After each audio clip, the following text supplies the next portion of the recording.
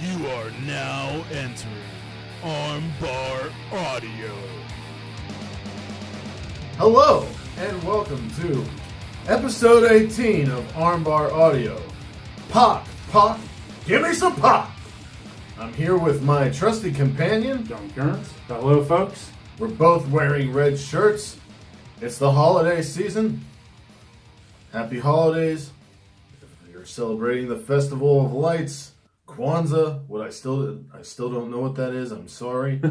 And, the pagan holiday that the Christians stole, aka Christmas. Anyway, before we get into the news and the reviews and all of that stuff, I wanted to share something that came this week for the addition to the room. I found this guy on Instagram at Hal Haney Art. You could also find him on an Etsy store if you search for Hal Haney Art.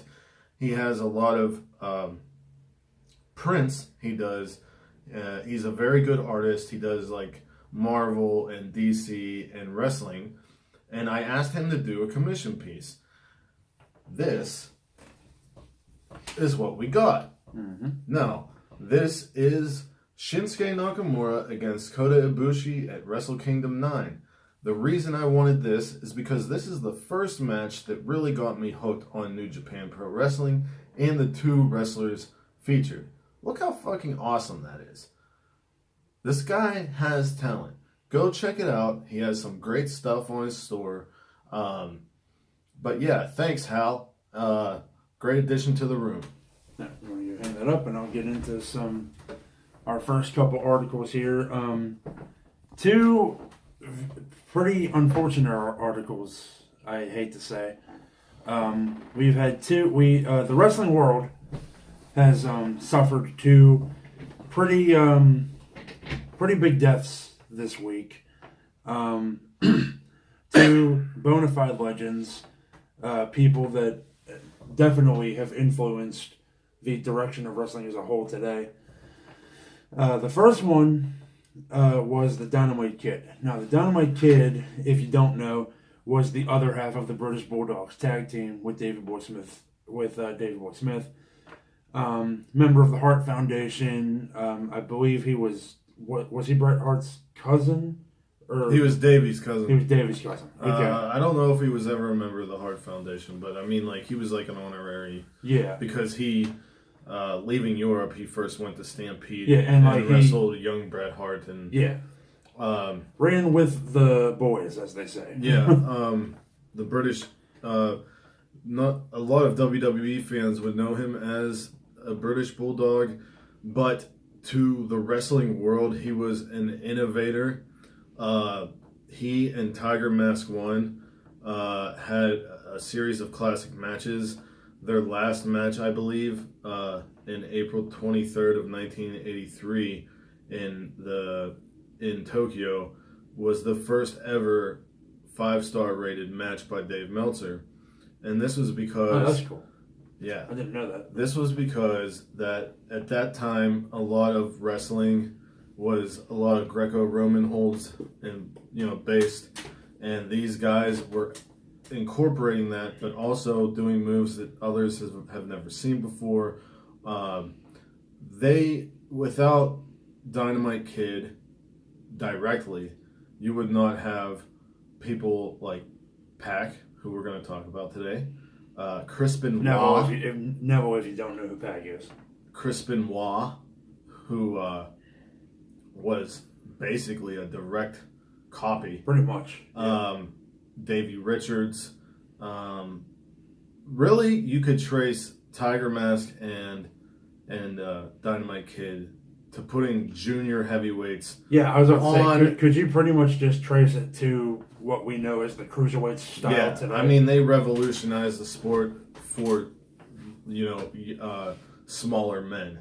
Right. Whereas, it was always the land of the giants. Even in Japan, you had Giant Baba and Jumbo Serrata and people like that. They were all bigger dudes. There's other stuff about Dynamite Kid that I don't want to get into. If you feel like you want to find out, you could search about him. but I'm not going to speak ill of one of those the dead. Yeah, one of those unfortunate dark sides that unfortunately a lot of people in the entertainment industry period have. Right. Yeah. Now we do have some tweets that came out, some well wishes to the Dynamite Kid's family and such. First one we have is from one of my guys, Will Ospreay. He says, I heard news that Tommy Billington, also known as Dynamite Kid, has passed away. Thank you for all the work you've done for our country and inspiring so many wrestlers to take a chance on themselves. R.I.P. Dynamite Kid. Another tweet from Santino Marella. Dynamite Kid was simply awesome and definitely made a believer out of a younger me. His matches with Tiger Mask can be used as an educational resource for anyone wanting to do this for a living. And the last tweet we have here is from none other than the Hurricane, Shane Helms. Other than a brief meeting, I don't know Tom Billington, but the Dynamite Kid was an absolute game changer in wrestling. Technically and mechanically, he ranks as one of the best ever. So, R.I.P. to the Dynamite Kid. And that goes that last tweet goes back to like the separation of the character, the person in the ring, and the person outside the ring and their name, which unfortunately, some people can't get away from that. Right That's now, true. Hulk Hogan's one of those people. Yeah. Forever and ever, people will not ever respect what Chris Benoit did inside a ring. Yeah. Or publicly admit it because, he went by his real name. So. Yeah. The next one we have, equally as devastating, was Larry the Axe Hennig. Passed away, age 82. If you don't know, Larry the Axe is, of course, the grandfather of current Raw superstar Curtis Axel. And the father of the late, great Mr. Perfect. Mr. Perfect. That's where Curtis Axel gets his name. He takes the Curtis from the Kurt Hennig, which is Mr. Perfect, and the Axel is the axe part of Larry Hennig. So, Hennig's grandson, obviously, Curtis Axel, posted this statement on Twitter. He says, 82 years old, 5 kids, 28 grandkids. No one has had a bigger impact on my wrestling career than my Papa Axe. He's been my biggest supporter since day one. Another father when I lost mine. We lost our king of the jungle today. Never thought I'd see this day. But he's with my dad now, so everything will be okay. Love you, Papa X. The Hennigs have always held our heads up high. We will continue to do so. You rest assured, the Hennig name will live on forever. And a little bit later in the day, he tweeted out again, on behalf of the entire Hennig family, thank you for your thoughts and prayers. So, another big one there. I believe Larry the Axe was a prominent figure in the AWA, wrestling the likes of Nick Bockwinkel and such. He was a heavyweight wrestler. I think he was more of a mid-card and tag team specialist. But, very sad that both of these guys passed away, especially to live to your 60th birthday and within hours. Yes, I forgot to mention that. Dynamite Kid, unfortunately, passed away on his 60th birthday. That is crazy. Yeah. Now, we're going to get into the news side of things. Now that we got the obits out of the way, I found this article on Forbes.com. It is written by one Blake Ostreicher. The title is WWE Raw fans are calling the show the worst ever and are turning out in droves. WWE has arguably the best roster in company history. Too bad the same can't be said about the product of its flagship show, Monday Night Raw. He goes into talking about how low the ratings have been. He compares them to the ratings of when WrestleMania comes around. He's compared it to the times like previous years around this time period, time in the year, and it's never been this low. And 2 weeks in a row, people on social media have called it, both shows, the worst ever. Yeah. And then, also on top of that, both shows, this past week's Raw and the week before, was completely rewritten by Vincent Kennedy McMahon. I read this article and I was just like, it's going everywhere. It's going everywhere. I mean, Forbes is picking it up. Everybody's picking it up. Right. Here's a quote. The Red brand is 1 week removed from an episode that has been universally panned by critics. In a poll conducted by NoDQ.com, just 5% of respondents said they enjoyed last week's episode. And if we're being honest with ourselves here, that number is surprisingly high. The site compiled a plethora of tweets demonstrating fan displeasure with what has been labeled as an all-time awful episode, which is really saying something given how bad the show was in the mid-1990s and for brief stretches at the beginning of the PG era. Gino Morosco of Cage Side Seats added that the show was one of the worst episodes of Raw I've ever seen, while wrestling reviewer John Canton of TJRWrestling.net called it the worst Raw of the year and gave it the lowest rating of any Raw episode he's ever seen. Truth be told, the November 26th edition of Raw was a microcosm of everything that's wrong with WWE's supposed A show, and this week's episode wasn't much better. Yeah, WWE has been bitten hard by the injury bug, which has sidelined Raw's two top babyfaces in Roman Reigns and Braun Strowman, as well as other Impact players on the roster such as Alexa Bliss, Kevin Owens, Sami Zayn, Jason Jordan, and even Triple H. But injuries have been an issue throughout the course of WWE history. And Raw's biggest issue isn't an injury one. It's a booking one. Quite frankly, there's absolutely no flow to Raw, a show on which next to nothing truly matters. Baby faces are booked to look like doofuses. See Seth Rollins during his feud with Dean Ambrose. And the biggest heels on the show, like Baron Corbin and Nia Jax, have go-away heat rather than legitimate heel heat. Yes. Much to the surprise of no one, fans have responded to the directionless and nearly unwatchable state of Raw by tuning out in droves.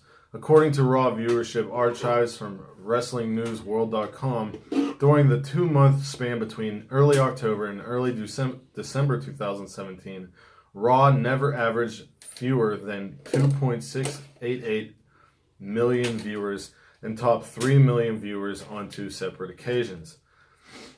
On the flip side, Wrestling Inc.'s viewership data for 2018 shows that during the span in 2018, the same span, Raw only exceeded 2.5 million viewers once, suffering a colossal drop in the span of a year that can't be completely explained away by cord cutting. Last week's Raw had the second biggest third-hour viewership drop since the show expanded to 3 hours.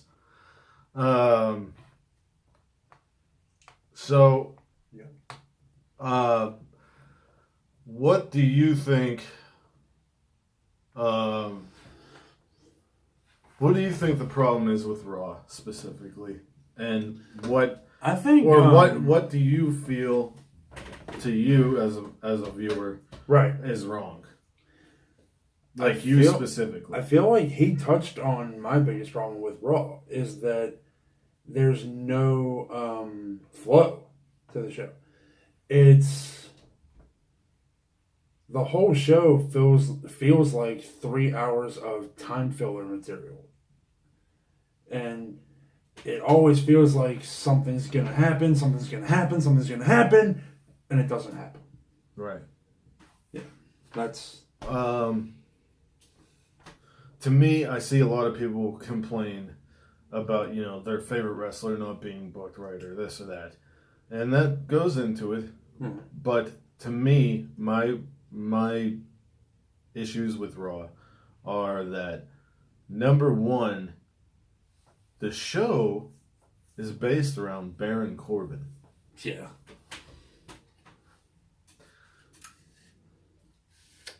It's strange. That's weird to me because he's not. To me, he's like a big boss man. He wrestles like Big Boss Man. He's not. I mean, he's solid, but he's not a centerpiece. Right. You have What's the point of having Stephanie as the top person if you're gonna have Baron Corbin and Alexa Bliss in charge of both things? I know Alexa was hurt, so they put her in a role where she can talk. Right. But if you watch a 3-hour Raw, if you are able to sit through 3 hours, nothing like this, the flow of the show doesn't make sense. Where they're going never has a blow off of what people want. There's just a lot of 50-50 booking. Like, how many times do I have to see the same wrestlers wrestle each other and trade wins? When they don't light fires under anybody. They just keep everyone at a medium. I love Seth Rollins and I love Dolph Ziggler, and I'm sick of seeing both of them. Right. And then you have Dean Ambrose, who came back really awesome, and now he's like making fun of every city he's in. And if you really read into it, you could talk about how he's like afraid to catch a disease, like the karma that came back to hit Roman, like he was saying. But to the layman who's watching the show, just thinks, oh, this is just a normal, regular heel type tactic that they make fun of the town that they're in. And it's like Dean Ambrose, Jon Moxley, Jonathan Good is more than that. Yeah. And they have so much talent, and they don't know what they're doing with it. And then you put on a show the next night ran by the same company, and it's the complete opposite. Yeah. And it makes me think that maybe this is being done on purpose. But why? Fox. Really? Mm-hmm. Maybe. I just think it's becoming increasingly obvious that Monday Night Raw is being written by a man that was alive for the territory eras. Right. You know what I mean? It's like you don't see. It's like modern wrestlers cutting promos that would have gotten them over in the 70s. You know what I mean? And it's not working. Because nothing comes out of it. Yeah. It's just a show that is there. There's nothing compelling. There's nothing to hold you on to. I mean, yeah, you could like Drew McIntyre or whoever, and you're like, oh, I'm going to watch for Drew McIntyre. But ultimately, what does it matter? They're not going to do anything with him, or it's ridiculous. Well, no, it's all going to go back to Brock having the title, and it's going to go back to Seth defending the IC title against Dolph Ziggler, and it's going to go back to Bayley and Sasha. Are they friends? Are they not Seth friends? and Dean are in a feud now. Dolph is like feuding with Drew McIntyre, actually. Dolph needs to go. Dolph and Finn Balor are kind of like allegiance. Yeah. Finn's gonna fight Baron Corbin or Bobby Lashley every week. Baron Corbin's gonna be in a match every week, even though he's an authority figure. He's gonna put on his TGI Fridays uniform and walk out there and punch somebody. It's just so lame. And they have, Elias. Elias is so huge, and he made the acronym for WWE to stand for Walk with Elias. Put out an album, gets so much heat or love, either way, And this dude, what do you do with him? You're not doing shit. You're not doing shit with anybody. You fucking took one of the greatest Japanese gaijin wrestlers of all time, and he doesn't mean a damn thing. You have a guy like Lashley who went and got MMA. Yeah, I'll tell you what, and man. went to Impact and was able to talk on his own and had decent matches and decent storylines. He was called Walking Armageddon, and now he's fucking nothing. Everybody on that show means shit, other than Seth Rollins and Dean Ambrose. And they only matter because they were part of the Shield with Roman fucking Reigns. Yeah. I hope everybody who wanted Bobby to come back to WWE is really happy now. Because now you're seeing just how... And you can say, oh, he did stuff in Impact. No. Now you can finally see how uncharismatic and fucking boring Bobby Lashley truly is. He sucks. He's worthless. But he didn't suck in Impact. I just... It's the direction they're giving them. It's the direction that they're giving. Even in Impact, I can honestly say I've never been excited to see Bobby Lashley. Okay. I Me personally? Maybe it's just me. Me personally? Yeah. Me either. Yeah. But I could say that in Impact, it was definitely different, and I could understand why people would like it. Right. With this, I don't. And then the tag team division And Leo is a Rush, fucking I'll tell you joke. what, man, and Leo Rush is like a really good wrestler, and they're making people hate him by making him talk every week. Yeah, he's on 205 Live He putting should've- on amazing matches. He was in NXT for a little bit doing amazing matches, and now he's just this annoyance. And it's like, we know his voice is annoying. We get it. That's the joke. His voice is annoying. Oh, it's so fucking funny.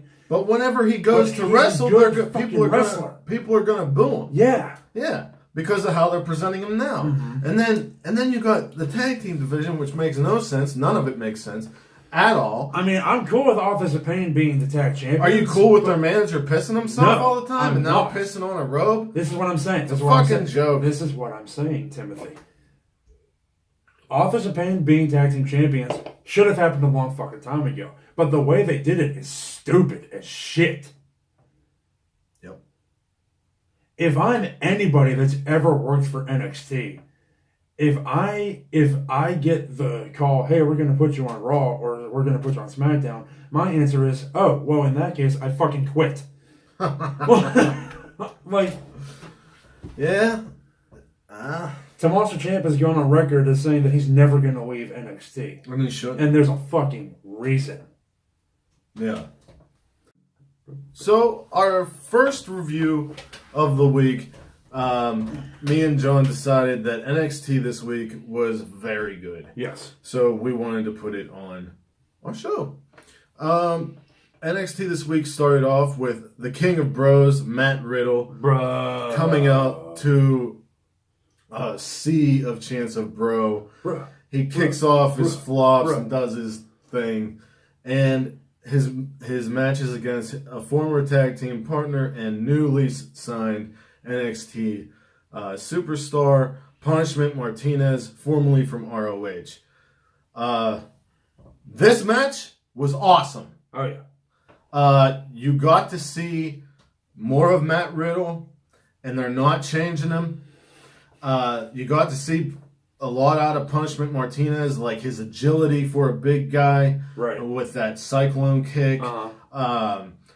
There was a lot of back and forth, so it wasn't like a squash for Riddle or Punishment. Matt ended up winning with the Bro Mission, but he set it up with a like Daniel Bryan ROH elbows to the chest, and then a Bro Mission that just looked sick. What did you think about this match? I was very... I'm going to say surprised. I did not think we were going to see Punishment Martinez so soon. Yeah. I really didn't. Because usually you hear somebody signed, and it's months before you see them. But Punishment, it's only been a couple weeks since we heard he's been signed. It's been since Ring of Honor's Best in the World show. Yeah, I think it has to do with you see the Evolve talent and stuff like that, and indie talent take a little bit longer to get there. But the ROH talent that gets signed usually gets on quicker.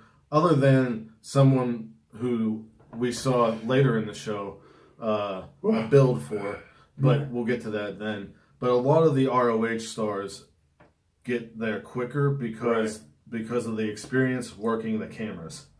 I think that's a good point. That's true. But yeah, match itself was pretty sweet. A good friend of mine, coworker, brought up the fact that the only downside to Punishment working NXT is the size of NXT's ringside area, because there's a super awesome spot that Punishment loves to pull out in big matches where he does a suicide dive over the corner of the ring.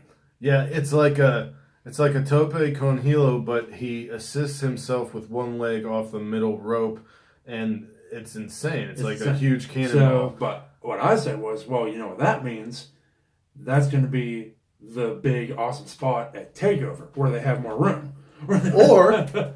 or don't give him the room. Smash his opponents through the barricade. Oh, that'd be sweet. Yeah. Dummy. Yeah.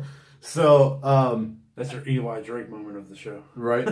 Post match. I also wanted to say that Punishment was talking in the back before the match, and he also talked online, like on WWE.com. And I got the sense that if Roman doesn't come back for any reason, Punishment Martinez could be the next Roman Reigns. Really? He looks, I think so, and he sounds like him. Yeah, he does a lot. So post match, Riddle's soaking in the adulation of the fans as he's going up the ramp. He turns his back to look at the ring and the fans and everything, and boom, elbow by one Cassius Ohno. And Ohno looked like he lost some weight, which is never a bad thing. Yeah. So apparently the Riddle and Ohno feud is just getting started. Oh, that's how it should be. Yeah. Next, we got Ricochet talking to people outside the Performance Center, and they were asking him, a plethora of questions, and he said he doesn't just want to be a highlight reel. He came here to be a champion, and that's why he's holding this. And he had the North American title. And they said, well, when is your next defense? Because really, he's been locked up in non-title matches with Dunn and tag team matches. He was in the War Games match and everything. Yeah, and he said he's going to he has an open challenge for next week. So that'll be cool to see. Wonder who it's going to be. I wonder too. I think, this is fantasy world. Could it be one Punishment Martinez? It's definitely possible. That would be insane. It's also a wonder if Lars is on these shows. Yeah, that's true. Because if he's not, I could see Keith Lee. I could see one of the Forgotten Sons. Well, the leader, Jackson Riker. I mean, I can't. I have to imagine that Adam Cole wants another shot. Yeah. You know what I mean? Right. And EC3 is going against Bobby Fish next week. Lashley. There's too many people need to change their names, damn it. We got Bobby Roode, Bobby Fish, Bobby Lashley. Everybody's Shelton. Everybody's Shelton. Anyway, so then we get another video package for one of our favorite teams here at Armbar Audio. Heavy Machine. Yeah! They're working out, and it leads to them working their way back to a shot at the tag titles. Takes away. Funny, entertaining stuff as per usual. We get the hype promotion for the upcoming number one contender female match. It's going to be a fatal four-way. Bianca Belair has already qualified because she's undefeated. I'm not going to put spoilers out there, even though they are. So if you want to look for spoilers, go look. If not, then we're going to move on now. The next match we got was the Forgotten Sons, Steve Cutler and Wesley Blake, with their leader Jackson Riker against Humberto Carrillo and Raul Mendoza. John, I'm going to let you talk first on this one. All right. So what I noticed right away is how amazing Humberto Carrillo is. Correct. He is awesome. And I've seen him before. We knew how awesome Raul was. But I was like, man, these guys could be NXT's next big super over tag team. Did you notice that they used the Lucha Brothers finisher? I did not. The wheelbarrow thing? I didn't. They used that. I didn't notice that. No. Mm-hmm. And I see on the review that we have pulled up here, he says, "Forgotten Sons are solid but incredibly bland." I hate to say that I sort of agree with that. Yeah, they need something to... I mean, I'm a big fan of Gunner. I was when he was in Impact, so I like Jackson Riker. I'm a little sad that we haven't seen very much singles action out of Jackson Riker. We only saw one match. We only saw one match. Or two. I don't mind Steve Cutler, and Wesley Blake is solid. Blake and Murphy. Steve Cutler, of course, tagged with Sawyer Fulton before Sanity was ever a thing. But, yeah. The Forgotten Match Sons... itself was pretty good, though. Yeah. The Forgotten Sons ended up winning with a reversed DDT and a double stomp off the top combination. It looked okay. The person who stood out the most, like John said, was Humberto Carrillo. He was just doing some crazy kicks and just a lot of acrobatic stuff. That's not going to take away from any of the other guys. That guy, he kind of came out of nowhere, too. That's the crazy thing about him. Yeah, and apparently... Is he a homegrown performance center talent? No, he is from Mexico. His family are Mexican wrestlers. Okay. I forget what else. There was an article about like the PC. Yeah, because he's only... It was Chelsea Green, Matt Riddle, Punishment Martinez, Humberto Carrillo, right, and some other people. Okay. And they went into it. But, so it's out there. But yeah, Humberto Carrillo, he's only been around for a couple months. As for what we were saying about the blandness, our friend Sid the Nerdy Mark agrees about the Forgotten Sons being bland. And you said that before they made their television debut, Lacey Evans was with them. Yeah. And it would make when they were on the house show circuit. Yeah, and it would make so much sense if they... Or the if she NXT road became trip, as they call their it. manager, but also a wrestler as well. Yeah. Because, they're the Forgotten Sons, but she found them. There's a whole storyline there that they could have. I mean, you don't see a lot of women in factions with men anymore. The last one I can think of in WWE was like China with DX. But honestly... Lita with the Hardys. Yeah. You could say that. Yeah, that's true. Medusa was in the Dangerous Alliance as a valet and a wrestler. Ivory with the right to censor. Oh, yeah. Mm-hmm. Yeah. Not since the Attitude Era, then. Yeah, not since the Attitude Era. So, I mean, it would be nice to see Lacey Evans with the Forgotten Sons.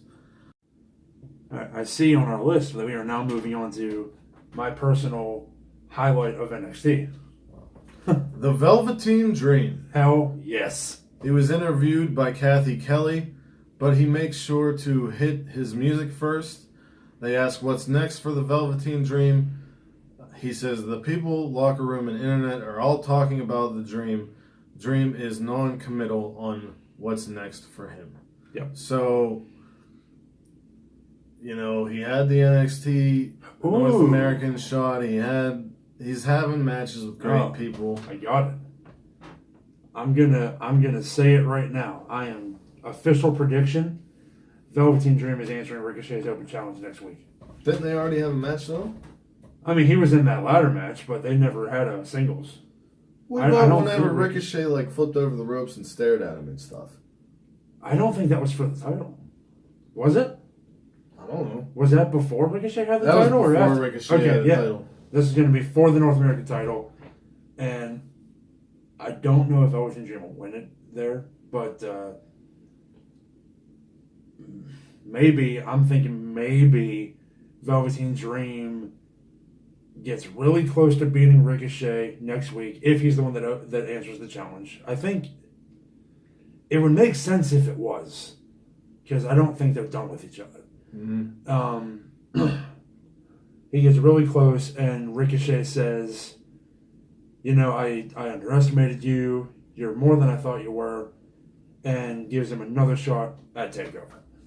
Right. I think the next TakeOver is TakeOver Phoenix. Yeah. That must be where the Royal Rumble is happening. Yes. Yeah.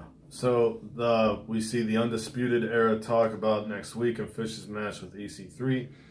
Fish asks how deep EC3 is willing to go with the Sharks of NXT. They plan to take him out. There are no teams left as they run down the tag division, proclaiming that this is their era, and it is undisputed. Did you see they had steel chairs that had their logo printed on them? Mm-hmm. That's awesome. And they called what, the Mighty? More like the Losers or something. More like no, Kyle O'Reilly.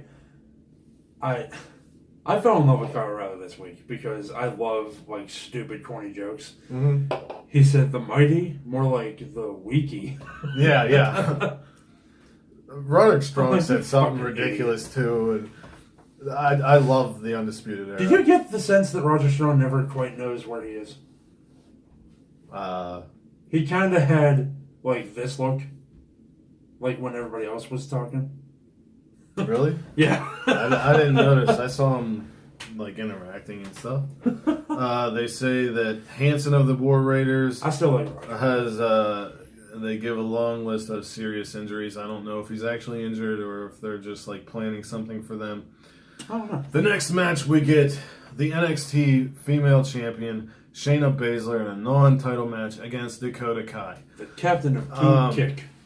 I thought this match was awesome. Yeah. Because it showed off the heart and the strength and the courage of Dakota.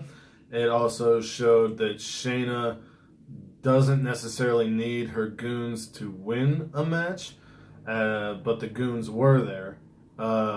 Goons as in Roderick Strong's wife, Marina Shriver, and Jessamine Duke. These two were at ringside, but Dakota Kai was not bothered by them. Right. I love some of the innovative kicks that she has.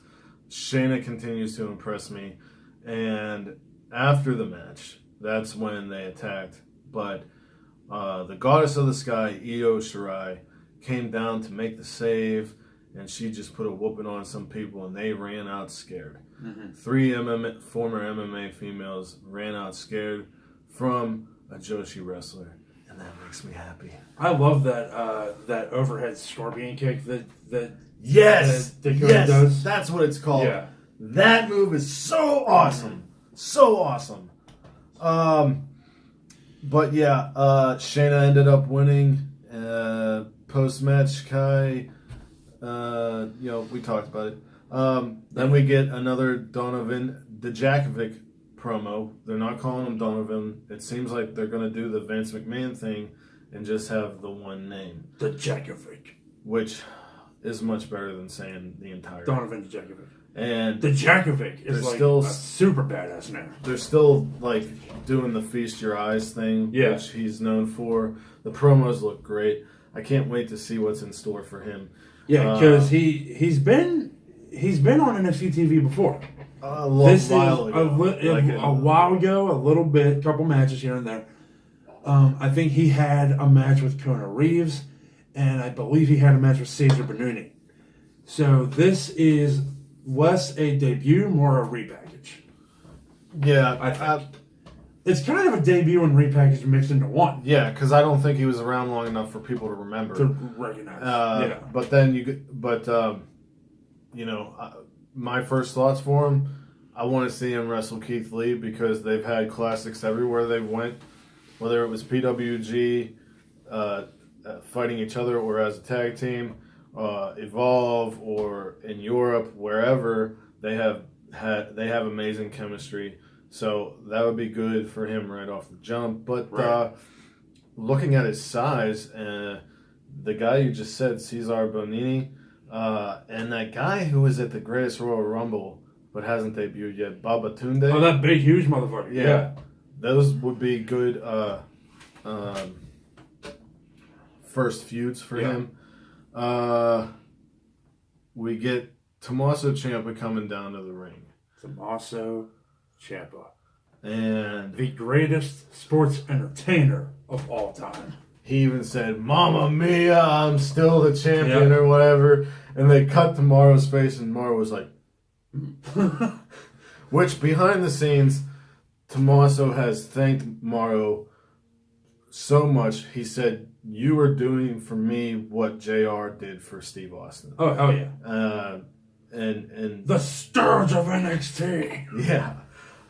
So Ciampa goes on to talk. Tommaso Ciampa, that rat bastard. But yeah, before we get into the Ciampa Black Gargano bit, one of the people that follows us on Twitter, I can't for the life of me think of who it is right now, but I really liked the tweet that they put out, where they pointed out something about Ciampa that I never noticed.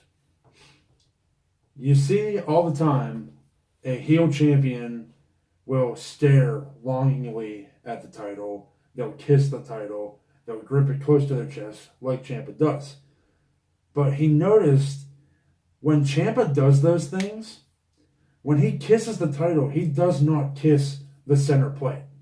He kisses his nameplates. When he's staring at the title, his eyes are locked on his nameplates. I love how he calls it Goldie too, and it talks to him and everything. And it's just Tommaso has really, really impressed me. That's the thing, man. And it's like you got all this solid heel work, and the narcissism adds to it so much. It's such a minute detail that if you notice it, it really adds a lot to the Ciampa character. So Aleister Black comes down and says, "I have absolved Johnny Wrestling of his sins, and now, since you were a part of it and brought me into it, I'm invoking my rematch clause. I want my title back." Cue Johnny Wrestling comes down. He says, "We're not over. This is not over. You may have absolved me of my sins, but I was this close." And blah, blah, blah. And Aleister Black says, "You want to go? We can go out right now." And then Gargano said, "What, to the parking lot? You did pretty good last time." And you could see Aleister getting real mad. Ciampa goes to the apron, and he's looking at them like, "Oh," and he's egging them on. And he says, "You know what? I could... Here... And he said, forget Johnny Wrestling. Here's Johnny Badass."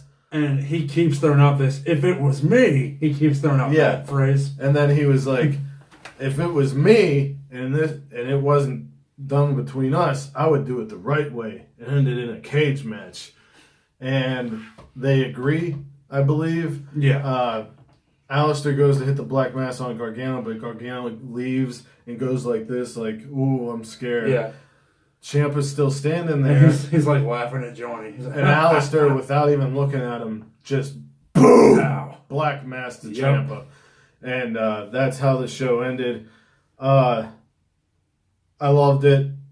It kind of seems like... good stuff out of NXT this week. It kind of seems like Gargano and Ciampa may be coming back together. That's what I thought. And that's exciting. We also saw on Twitter, the savage that is Ciampa had a picture that said NXT TakeOver, him and Aleister Black, and he said, "Finally, welcome to the main event of a TakeOver, Aleister," or something like that. And it's like, oh my god. It's crazy. It's crazy. So now that we have NXT review out of the way, we wanted to talk about one of our favorite wrestlers who took a long sabbatical from wrestling and has recently reemerged. Well, was forced to take a sabbatical. Oh, yeah. Neville has come back to Dragon Gate as PAC. He is also going to many different promotions in Europe as PAC. And I wanted to do a review of 2 of his most recent matches and 2 that I feel are important. Yes. First, at the Rev Pro live at the Guildhall in Portsmouth on 11/22/18, he main evented against Speedball Mike Bailey. Yeah. This match, to me, is a dream match. I love the story being told there. The angry, bitter heel returns to his homeland, going against an exciting, young, underdog, sympathetic babyface. There was a lot of top turnbuckle jump-throughs, but what would you expect? Nice to see Bailey get some of his main offense in, as he was able to hit an amazing top rope acai moonsault. He did his speed kicks with both of his legs. He did the standing shooting star press knees. I also like that Bailey is trying to become a staple around the UK, as he has been cementing himself in Japan, working for DDT. Bailey is not allowed in the United States for a few more years, or a couple more years, due to like a work visa going out, and he got caught or whatever. I'm so glad he's still working on his craft wherever he goes in other top promotions. PAC was worked like he slowed the match down a lot. He moved out of the way a lot. He put on more submissions. He would go outside and use the apron. The match eventually ended when PAC hit there was a lot of evasions, and he eventually hit a sit-out powerbomb and then hit the Black Arrow, as it's being called now, for the win. I want to see more PAC versus Mike Bailey. Mm-hmm. Yeah, me not knowing much about Speedball Mike Bailey, this was a tremendous introduction, I'll say. Yeah. Aside from whenever we did the top 10 finisher thing, and I sent you guys like some of his moves or whatever. Yeah. I don't think. Yeah, I never knew him. The 2 counts in this match got me every time, because there were so many times where I thought that match was going to end. Right. And it was a very good length of match. I think it went about 15-20 minutes. It was good, solid main event length. We had a lot of the stuff, like if you're still a Neville fan from his WWE run, hasn't changed at all. He is the same guy. It's even the same gear that he's wearing. Like, it is... I would say, awesome. If anything, the only change he's made is in both matches that I saw, he will take a slower route. Like, he learned how to work more heel or whatever than just an indie wrestler. Mm-hmm. There was Mike Bailey on the outside. He was getting beat a lot on the outside every time I went out there, but at one point he just started laying in the kicks on Pac's chest, and I thought Pac's chest was gonna just cave in. Yeah, it was so awesome. But yeah, this match was awesome. The whole show was great, actually. One of the spots I liked was where there was a spot where he was doing what a WWE fan would refer to as the yes kicks to him, but Neville was ducking out of the way every kick. Yeah, and then Pac went like this, and then waited with his leg there. Yeah, and then he came up and he just boop it. Yeah, really cool stuff. Right in this match, and the difference from the other match we're going to get into was I could tell that Neville was having fun with the Mike Bailey match. Yeah, whereas the next match we're going to talk about... It was much more serious. Yeah. And it should have been. Yeah, it should have been, yeah. But, like, you can tell that Mike Bailey and Neville or PAC are friends, know each other very well. Like, you could tell that this match was them just wanting to go out there and put on a good show. Yeah, I liked that even though Bailey is the newer guy and babyface, that they decided to put over PAC because he needs to be known as a force first again in these promotions before he could start putting over younger guys, I think. The next match we're going to talk about is from Dragon Gate's Fantastic Gate Day 1 from December 4th, 2018. The Dream Gate title match. Masato Yoshino puts his belt on the line against the bastard of RED, PAC. Yeah. This match. The king is dead. Long live the bastard. There was some really good spots in this match. Oh, yeah. You had like a sling. Yoshino went for his springboard sling blade, and PAC landed on his feet. There was a lot of landing on the feet. There was a lot of like evasion and getting out of stuff until you get hit with tilt-a-whirl DDT. Where PAC throws you up in the air and you hit the ground. And PAC was doing the same stuff he was doing with Bailey. He was taking his time, just putting boots to the dude. Yoshino is known as one of the fastest wrestlers in the game, and it was trying to do the play-by-play for this match, as I wrote down, was very hard. I'm going to go and actually say it. PAC attacks before the opening ceremony is over and throws Yoshino to the outside and into the crowd. Yeah, that opening ceremony, I liked it a lot. It's not something I've seen in any other promotion ever. Yeah. Super cool stuff. What they do is they have the flag of the home country of each person hanging there. And they play the Japanese national anthem first. And then, because Neville or PAC is British, they actually began to play the United Kingdom's national anthem. But before that was over, PAC with the attack on what's his name? Yoshino. So he throws him outside into the crowd. They go back in. Yoshino hit a nice sling blade. PAC rolled out, and Yoshino hit a huge moonsault to the outside. Yoshino and PAC are quick, but the pace slows when Yoshino rings the arm and drops it to the canvas, then ties it up and leg drops the arm. PAC off the top ropes with a nice double arm side clothesline. Not top ropes, but the ropes. PAC putting the boots on in the corner, body slam in the middle of the ring, slow hit off the ropes, and a knee to Yoshino gives PAC a 1.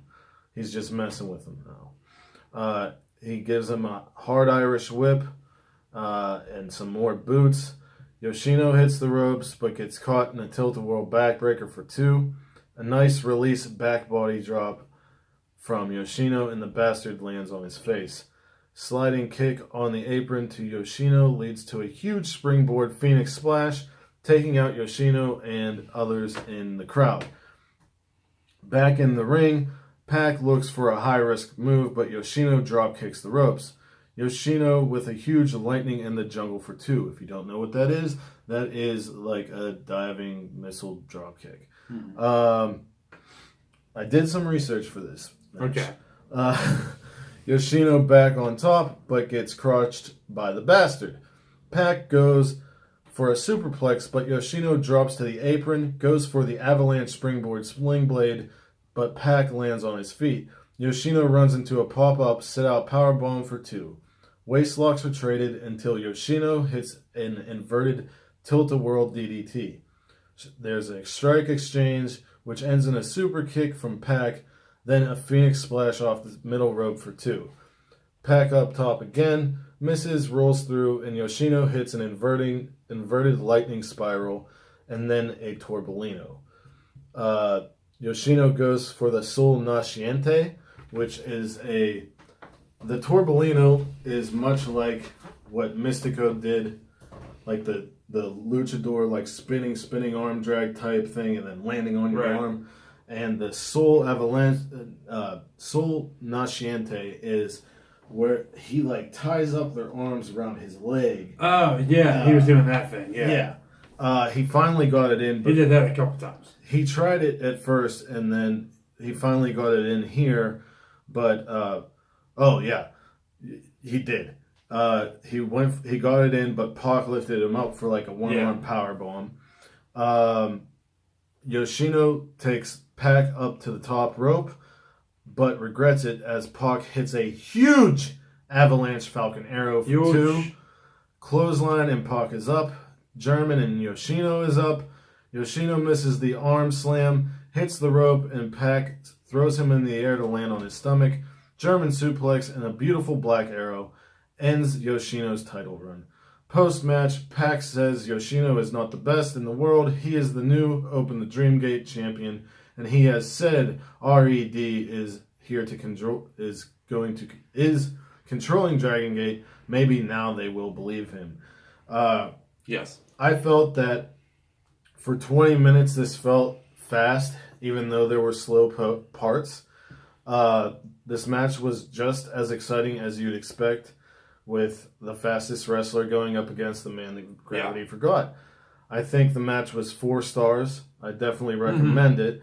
I think it's smart to have Pac as champ right now, as he's going to wrestle other places and put more eyes on Dragon Gate. I mean, with that title, and if he's showing up in Rev Pro and over the top, then he's probably going to be bringing it. And and he's been doing that since he's returned. Since Pac returned, more Western fans are opening their eyes to Dragon Gate. Right. The match really showcased Yoshino as Dragon Gate. Probably think with him in there with Pac, more Western fans would be exposed to him. I mean, I'll tell you what, man. Pac could do for Dragon Gate what Jericho did for New Japan. Yeah.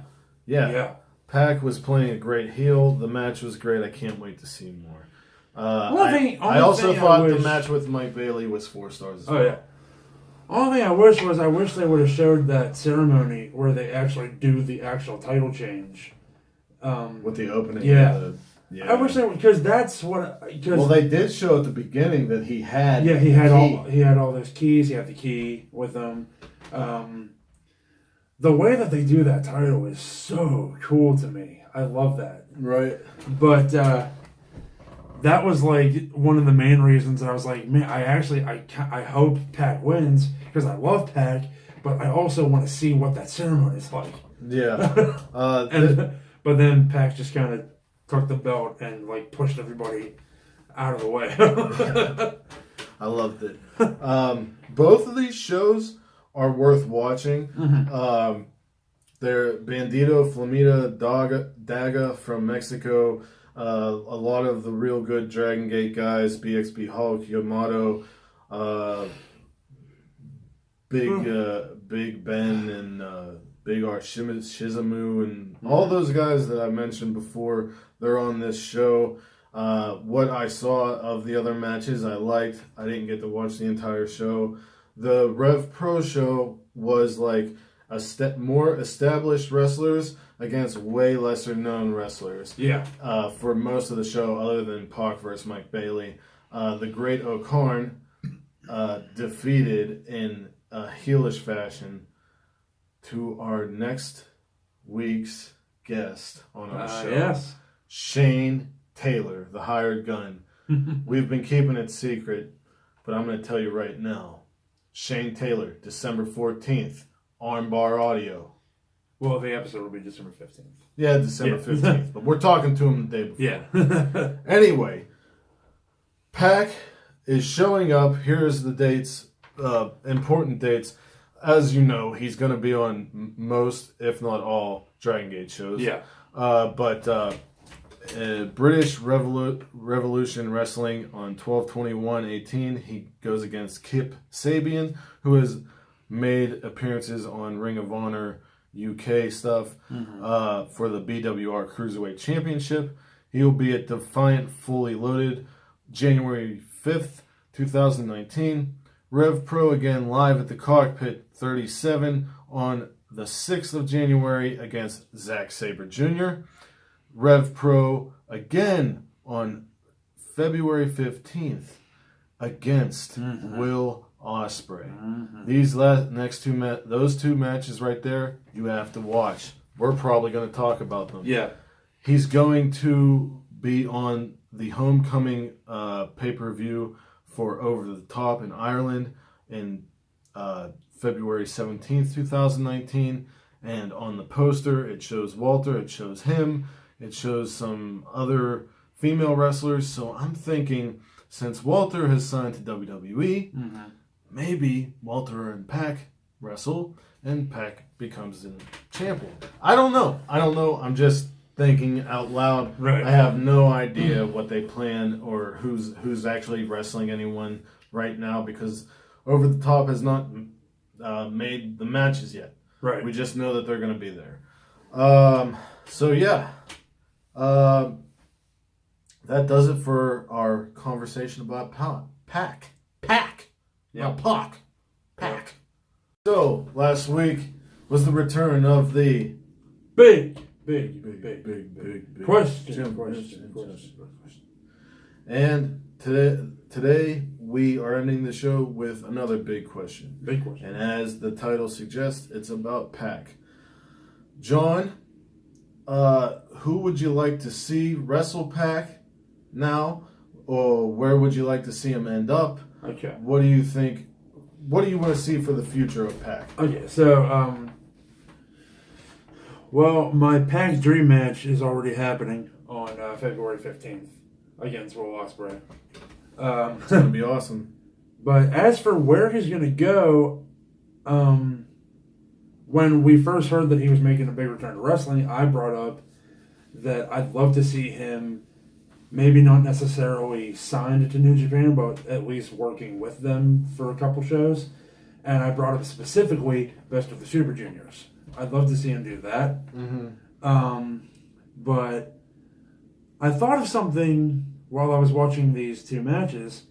And do you think that PAC would be open to an NXT UK contract? Maybe farther down the line. I don't Yeah. think right now. Something must have happened Yeah. to make him sit out that long and not wrestle. There has to be some type. Wasn't he under a no compete clause? I think he was. I don't know. I think that's why. But he could have wrestled the entire time and waited Not if it's until a his no compete clause. No, there. He could have wrestled on 205 Live and everything, and just. I think that what happened was Enzo Amore. Yeah. Yeah. But still, Enzo got fired. He could have got off. He could have. Man, something else. Something had to happen where he felt that the WWE was not where he was supposed to be. Yeah. At least for now. So I don't, and I even said, like, before he reemerged, that I was sad that he wasn't doing anything now, because 205 Live is hot right now after Triple H took over, and it's hot, and the NXT UK thing. But then he showed up in his home promotion of Dragon Gate, which is commendable. Yeah. That's very admirable that, you know, a named wrestler goes back to the promotion that gave them their start. As for me, I don't think anytime in the foreseeable future, unless some fences are mended, because we don't know what happened, but there had to be something for a wrestler who, all wrestlers are very passionate about their craft, and if you watch Neville / PAC wrestle, you know that he loves what he does. Yeah. So there had to be something major for him to just train for a year. Yeah. But I'd be lying if I said it wouldn't I'd be lying if I said I didn't want to see Neville or PAC versus Dunn for the UK title.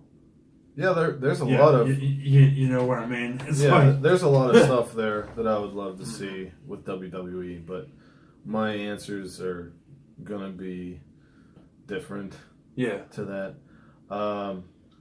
Austin Aries is working in Australia now. I would like to see the WWE chains off of both of them and see them wrestle again. Yeah. Like you said, in New Japan, I'd love to see a Best of the Super Juniors run.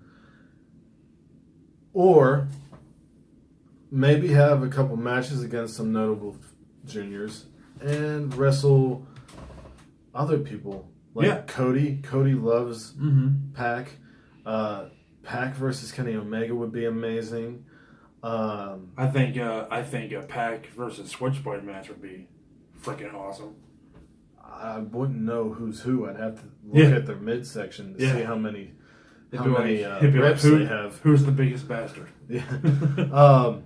Speaking of Europe and everything, Ilya Dragunov would be good from WXW.